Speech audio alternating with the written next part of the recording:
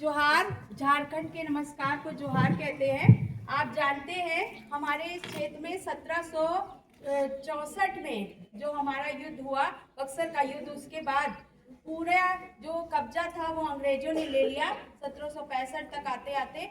और वेस्ट बंगाल कोलकाता में उनकी ईस्ट इंडिया कंपनी की स्थापना हुई थी और वहीं उनका सेंटर पावर था। लेकिन इसी समय सुल्तानगंज भागलपुर के पास एक बच्चे का जन्म हुआ जो अत्यंत गरीबी में था, लेकिन वो अत्याचारों को देखते देखते वो इतना क्रोधित हो जाता था कि उसने धीरे, जब वो बड़ा हुआ तो उसने लोगों को संगठित किया और उसकी आंखें इस अत्याचार को देखकर लाल हो जाती थी। इसीलिए उससे अंग्रेजों ने नाम दिया तिलका माझी। तिलका का मतलब होता है लाल लाल आंखों वाला और माझी का मतलब होता है प्रधान, उस मुखिया, उस गांव का प्रधान भी था वो।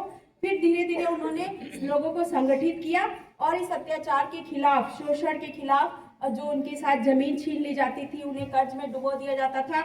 उसी समय 1770 में अकाल पड़ा बंगाल का और उसके बाद अगस्टस क्लीव को भेजा गया इस क्षेत्र में राजस्व वसूल करने के लिए। इससे क्रोधित होकर जबरा पहाड़िया यानी तिलका माझी ने एक ताड़ के ऊपर चढ़ करके और घोड़े पर जाते हुए अगस्टस क्लीव को विष बुझा तीर से मार गिराया। इससे अंग्रेज इतना बौखलाए कि लंदन तक ये बात पहुंची और फिर उनको किसी भी तरह उन्होंने कूटनीतिक चालें चलकर उन्हें बहुत सारा कूटनीतिक चालों के माध्यम से उन्हें गिरफ्तार किया और उन्हें घोड़े में बांध करके और उन्हें सड़क पर घसीटते हुए बहुत दूर तक, कई किलोमीटर तक उन्हें लाया गया और भागलपुर के तिलका माझी चौक में बरगद के पेड़ पर उन्हें सार्वजनिक रूप से फांसी दी गई, यह बताने के लिए कि कोई भी हिमाकत ना करे अंग्रेजों के विरुद्ध आवाज उठाने की।